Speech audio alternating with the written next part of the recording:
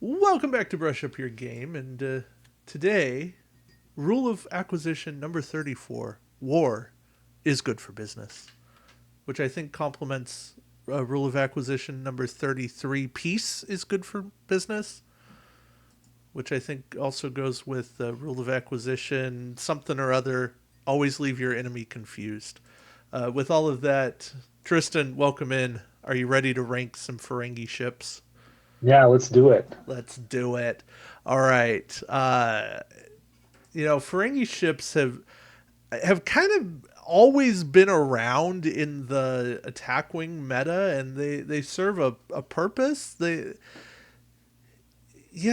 I don't know. It's a weird conglomeration of ships, and in looking back at all of these, I went, oh yeah, I remember when that had a point, and or I know what that's about, and that's kind of where we're at. So we can kick things off here with number 10. And Yeah, I don't think yeah, that one was very hard.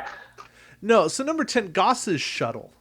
Other ships within range 1 to 2 cannot be removed from the play area unless they are destroyed. This had a very specific purpose. It was built to combat warp jump and warp jump like effects, and I think within like a month of this pack coming out, they banned all the warp jump and warp jump like effects. And even if they hadn't, I don't think this ship would have done anything. Agreed. Yeah. And I'll say that the last couple tournaments that Fremont has run, they've gone unrestricted on cards and including warp jump, and still no one's running it. So, um, Oh, that's a yeah, missed opportunity. yeah, I've thought about it, but maybe someone will try it eventually. But I agree with you. It serves no purpose even with warp jump. I mean, you got to be within range 1 to 2. It's a shuttle. I don't even know. I should have looked at the maneuver dial here, but my guess is it probably doesn't go faster than a 3. So um, I would be shocked if it went faster than 3. yeah, and you're going to spend 12 points for that for the off chance that your opponent's going to run a warp jump card. No. If you want a shuttle, there's a much better one that'll be coming along here later. So Agreed. Yeah. Uh, yeah, so number 9. This was not the first one. You went with the first one. mhm. I went with the Creechta. Oh, really? I Okay. I just okay. So here's my struggle with the Creechta. It doesn't help itself to start. It only gets this passive bonus of re-rolling some dice as you start damaging a ship, which is fine. It's a fine ability, but Ferengi have struggles damaging ships as it is. They don't have battle stations naturally. So if you're going to attack a ship that you're hoping has damage shields or already has damage shields, you're then planning on scanning, and Ferengi don't have anything to really bump the scan action up. They don't have any built-in quality there. I know they have gold press latinum now. They can get that extra conversion quality with the battle station token being placed. Mhm. That helps. Even then, it just feels like I'd rather take some other uh, named abilities if I'm going to run a ship rather than the Creechta. Yeah, I can appreciate that. Um, I got the Creighton here just because I mean it's anytime you have a ship where you're taking an action to perform the ability, it has to be really good. This is kind of in that suite of abilities where take an action and then get an extra attack die. This one's better than most, where there really isn't a drawback as some of them are, and you at least get some reroll quality. But and I didn't haven't run the statistics here, but I'm willing to bet you that rolling 3 dice with a target lock probably ends up with a similar result when rolling 4 dice and only being able to reroll blanks. So I feel like it's just a wash here. You're not really getting a lot out of that extra attack die unless you can find a battle station, which you can, I suppose, with gold press platinum and things Yeah. like that. But it's just more work you got to put into it to make a pretty pedestrian ability well. So No, I understand. I'm with you. Um, Weirdly enough, the Creighton is higher on my list, and I don't recall exactly what I was thinking when I did it, but it ended up higher. Yeah, box marauder being based on a maneuver. I just don't like the conditional. If you performed a maneuver of 3 or Mhm. higher, there's Yeah, it literally has the 3 straight, 3 banks, and a 4 straight.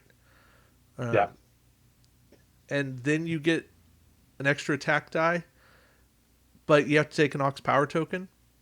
yeah, And so you can do this every other round if you do it right, because then you're going to do a green to clear the Ox, and Ferengi don't have an Avenger style ability where they get bonuses for having Ox. No, they have the card abilities that want to give you Ox. Uh, it's yeah, it's a tough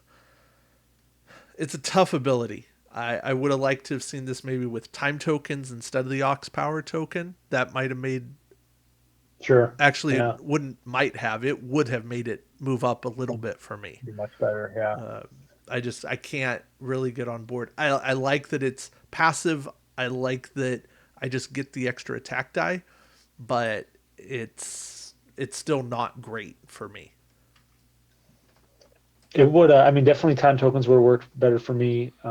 If they had a white three hard turn, it might be better too. I just feel like, you know, you could do a hard three, but then you're taking two ox tokens. If there's some more maneuverability there, maybe it works a little bit better. But Yeah, it's definitely not the best of their ships. And there we go.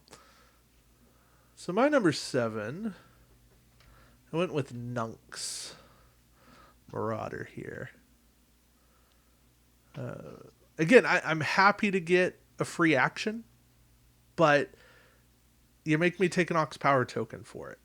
And we talked about their maneuver dial, very limited options to clear it.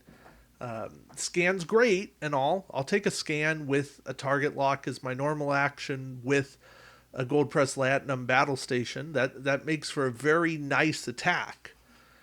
But how much am I really gonna carry that all through? How frequently is that going to make the difference in the attack that I make? I don't know. I struggle with it. I feel like putting myself under Ox is just asking for trouble with the Ferengi Marauders, and I can't do that to myself. So I guess I'm auxiliary power averse with the Decoras. I don't like ox power tokens, so I know where you're coming from there. I originally started with Prax Marauder up a lot higher because I think the ability is super fun, and when it works, it can be super disruptive Uh huh. and annoying. But in the best scenario, it's only going to work half the time. So you're spending an action, and half the time it doesn't do anything. Um, so for me, I think if you just want to have fun and you want to just play around and try to mess with your opponent, definitely high up there for fun factor. But if you actually want to do something, I think there's better ways to try to steal and gank your opponent's stuff that's going to be guaranteed to work every time you do it. There are, and the Ferengi do specialize in these talents and a ship ability that will steal and plunder, Yep. loot and plunder their opponent's ability or opponent's upgrades, and I like that. Obviously, Prax is a bit higher for me, but I think I kind of went with what you did, which was it started up higher, and I just didn't move it down because I like the thematicism that stayed there for me. Even if I already figure it's not going to work frequently for me, because the dice are rarely with me, I'm still going to have fun and put the fear into my opponent. Yeah, We can run Prax Marauder with Caliphate and Golma Dread, Admiral, and just have you roll dice for your stuff. You're going to have there you go. to just roll to keep everything that you spent so much time and love and care to put on your fleet. I don't know. It just seems disruptive to me, which is, I guess sometimes I like playing chaotic neutral. I All mean, right, the so our yeah, nines and our sixes flipped here. yeah, yep. Yeah, I think, like I said, I'm not sure why the Creighton ended up higher for me. I think it's that it didn't cost me an Ox Power token. It gave me some certainty, and if you had asked me before the Ferengi faction pack came out where the Creighton was, it's sitting at the bottom. It was the worst of the Ferengi ships because there was no way to get quality. Hmm. But now you can have a battle stations from Gold Press Latinum, and that gives me a reroll of my blanks. It gives me the quality that I need. Maybe I can have something like Telev giving me a scan token, or maybe not Telev, Shran. I can have Shran passing me a scan token as well, and that can just help. I can get a bunch of stuff to make my attack work. I like having two weapon slots because then I can put on a copy of photon torpedoes, and I can run missile launchers or is missile launchers the one I'm thinking of? It's the one that takes out fighters, whichever one that is. Weapon ports. Weapon ports, That's the yeah. one. And so I can actually make use of that, and um, I don't know. I just I, I've never truly been a fan of the ability, but I like it better than some of these other abilities. Uh, Yeah, I can see that. I can buy it. I think you have a great point with the gold press latinum. I think it works, especially if you're going up against cloak ships where the target lock doesn't have any meaning. At least you have some reroll ability, and turn that into something. I guess I did the creature higher here, and I agree with you that yeah, if you're attacking a ship that hasn't been hit before, the ability is worthless. But I guess I just saw from the perspective of this is going to be probably one of my support ships. It's probably not going to have the highest skill captain, but if I'm running it along another higher skill ship that's already done the attack, it's already done some damage. Now the ability has some teeth, and you can hit that scan and further limit your opponent's defenses. Um, I think there's some value there. We haven't really talked too much about the slots. You just mentioned the two weapon slots there, but I guess for me with a Ferengi ship, I like to have the two tech over the two weapons. I get your point in having Ferengi torpedoes and weapons ports, but I mean really beyond Ferengi torpedoes, I'm not super impressed by most of their weapons. Um, and I guess fair. the tech slots are a little more interesting there for me. So I guess I kind of lean that way a little bit more in my Yeah. weight there in the rankings. So Yeah, you can have Chemosite and Thoughtmaker, and Thoughtmaker's not necessarily the second tech you want, but it could be. yeah. All right. So that brings us to number 5. Oh, I'm just not having a good day here. All right. So my number 5 is Quark's Treasure. And Mhm. yeah, shuttle meta for a long time was a big thing. I know it still is in parts. It's not everything that it used to be. But yeah, Quark's Treasure, assuming you're playing under Spud's pricing or some kind of repricing where Quark's Treasure is, yeah, let's give it the benefit of the doubt, say it's more valuable than Goss's shuttle. A Call little it bit. 13 points. But yeah, being able to basically put anything on this without faction penalty, and then not having the Ox Power token come out when you dock, or not dock, launch the ship. It's a big deal.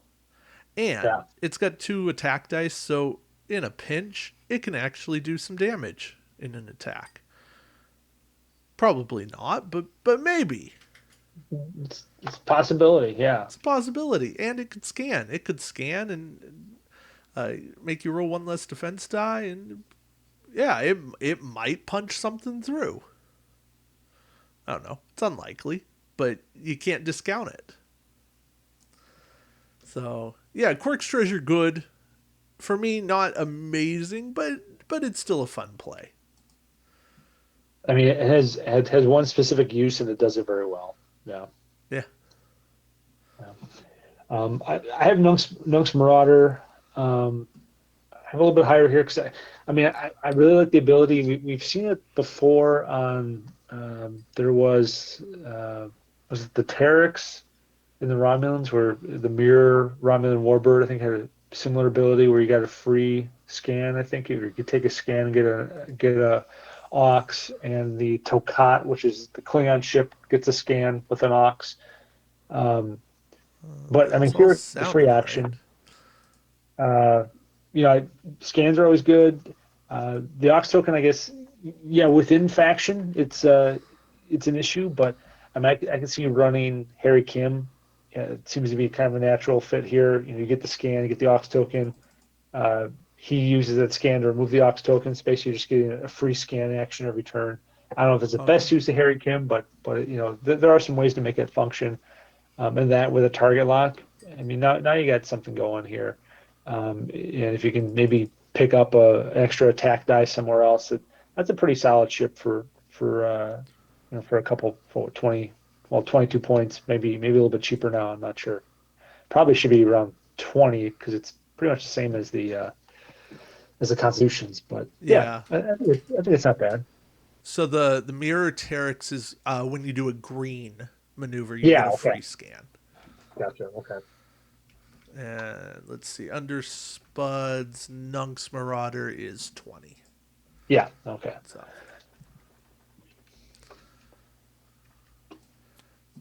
okay, so my number 4. This is where I went with Prax.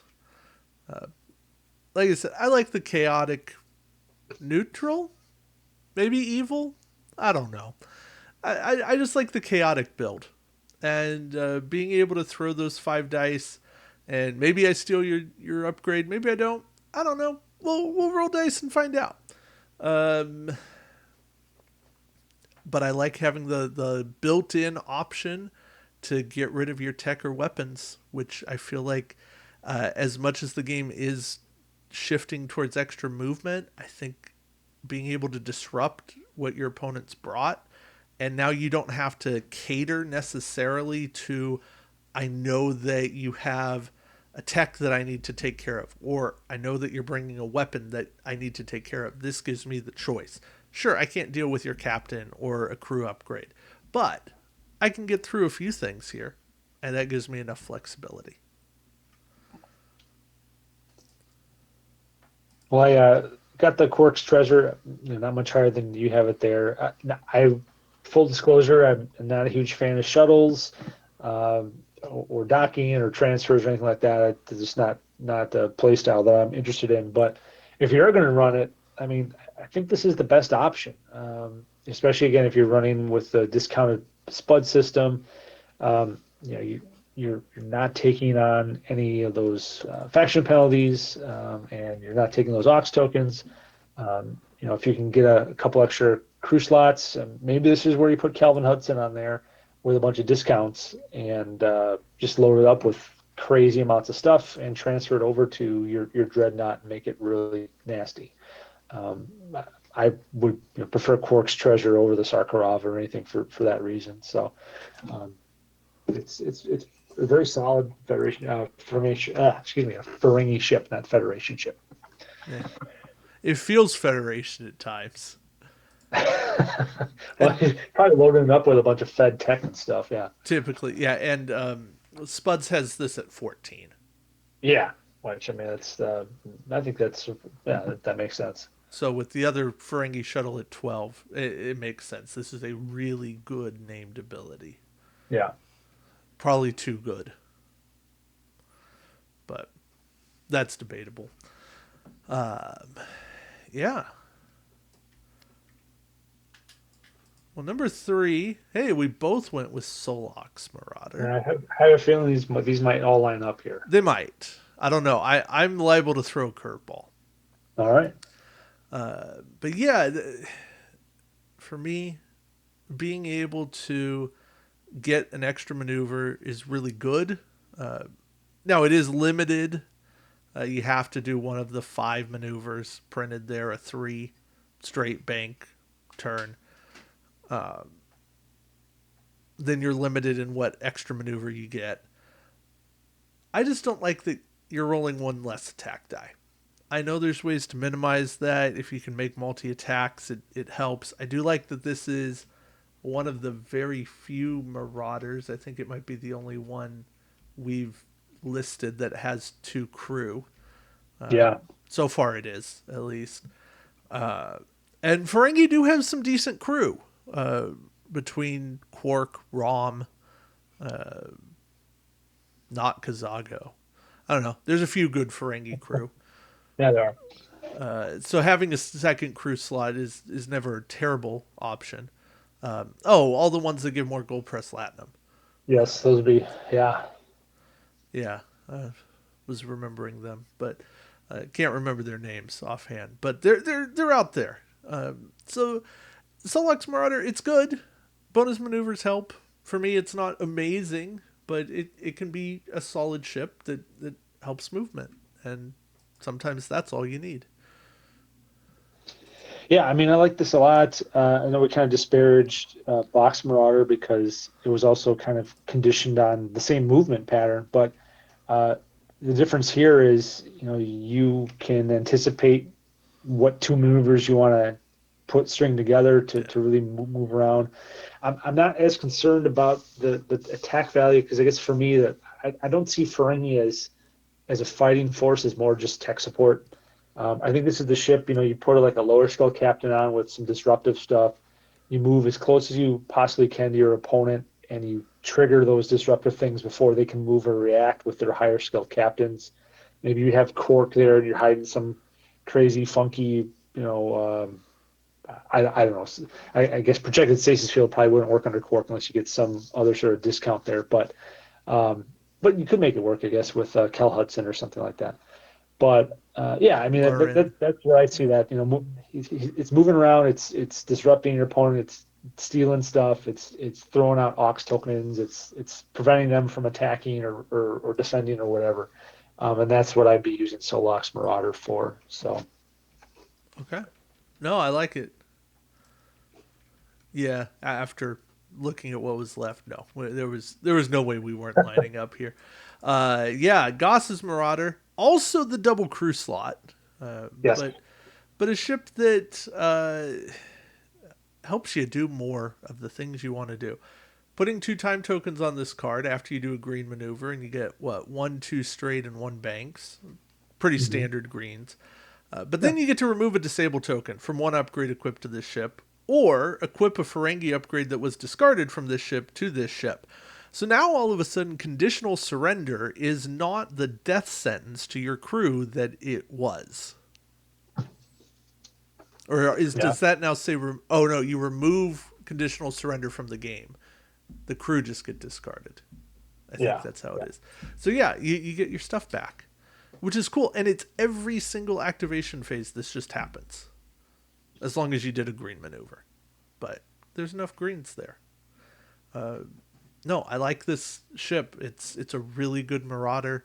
I've seen it used against me, maybe too good, uh, especially with all the gold press latinum generators, and then you just keep regenerating them to generate more gold press latinum, and it's just this kind of never ending cycle of hitting you in the face with more gold press latinum.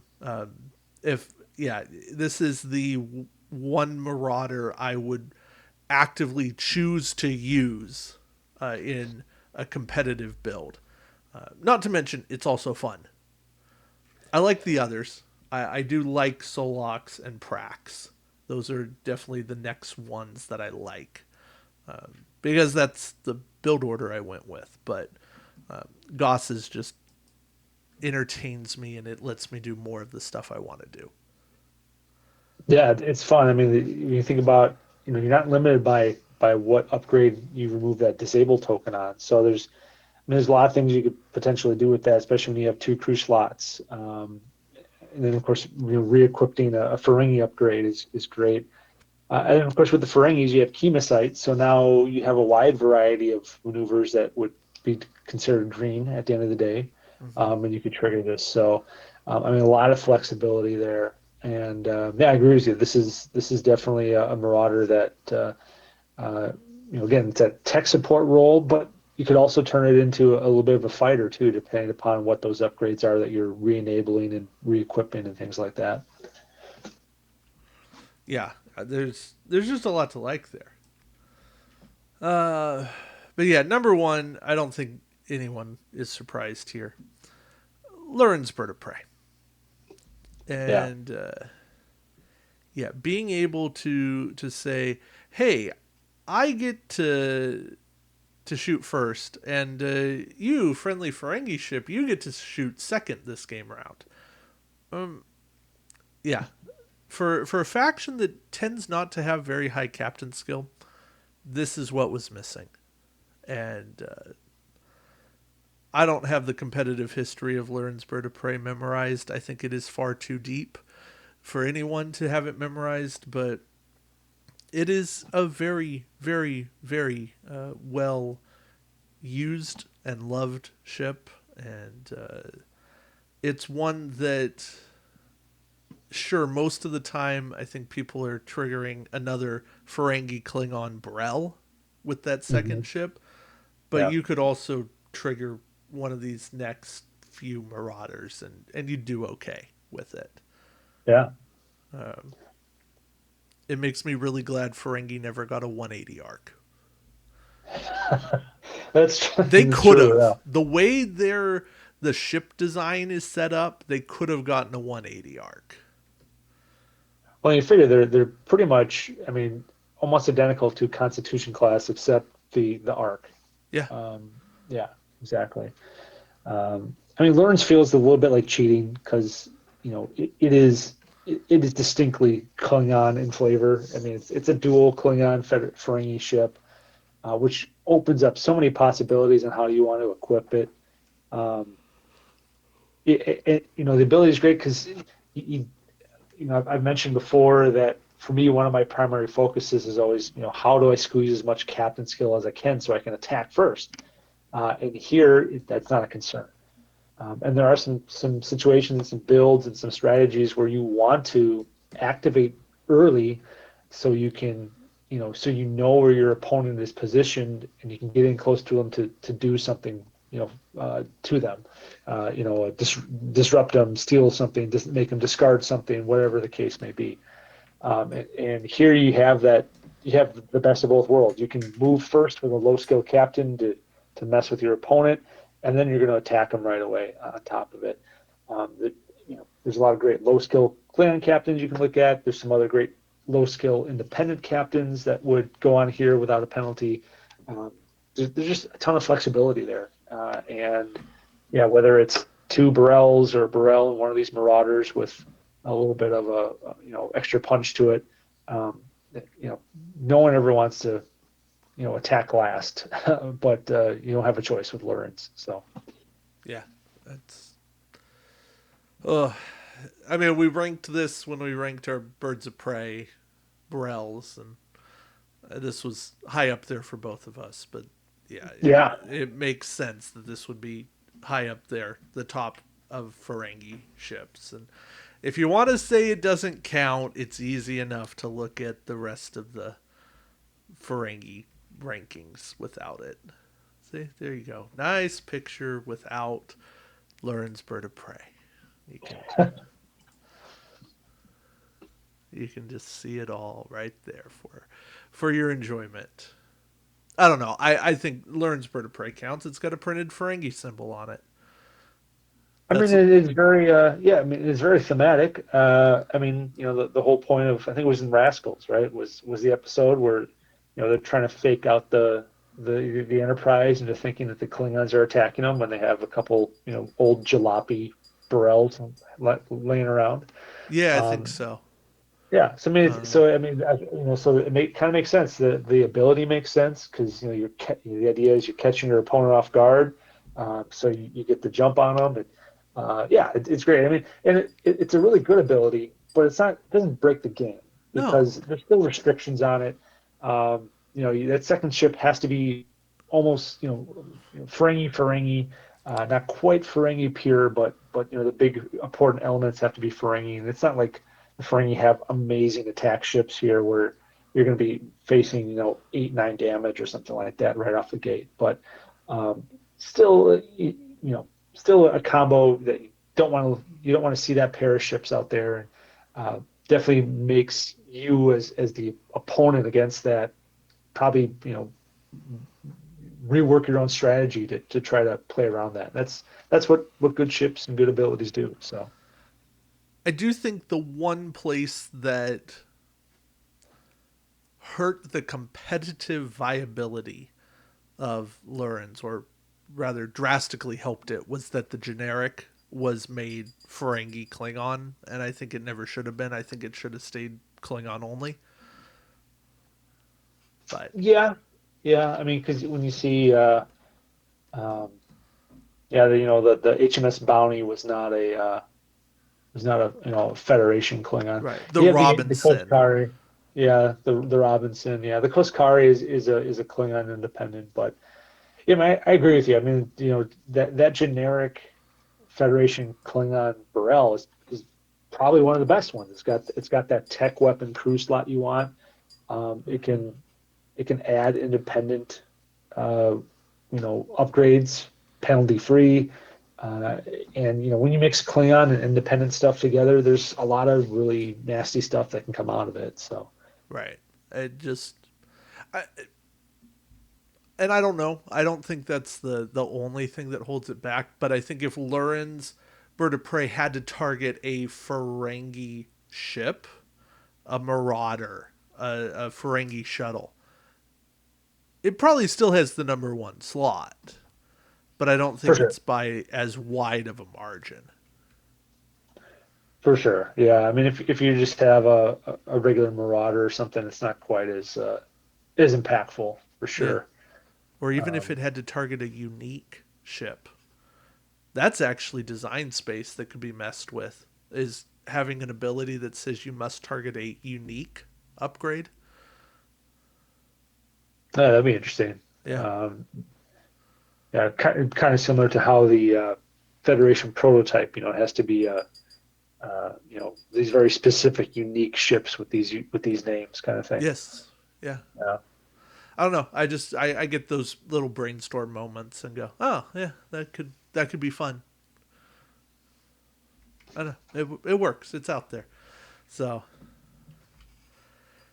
yeah, hindsight, I've probably messed up with the Creighton being as high as it is and the Creechta being as low as it is. But other than that, I stand by my rankings. That's, I mean, I think you make a solid point with the Creighton. It's definitely a lot better once you add Gold Press Platinum, or even if you have Marauder as your elite talent, you can disable to get that battle station token, and now now you're adding quality on top of quality, and you get a 4 attack ship out of it. So yeah, and I think that's where I was going, is getting a fourth yeah, attack die, even at the cost of an action, because it's not just the fourth attack die. I am getting a mini battle or a mini target lock out of it, which I yeah, like. And that target lock does work against cloak. exactly. Yep. Yep. And No, I guess it's that's solid. where I'm at with it, is anything that can help me against cloak is beneficial. I figured out where my head was at when I made the list. There you go.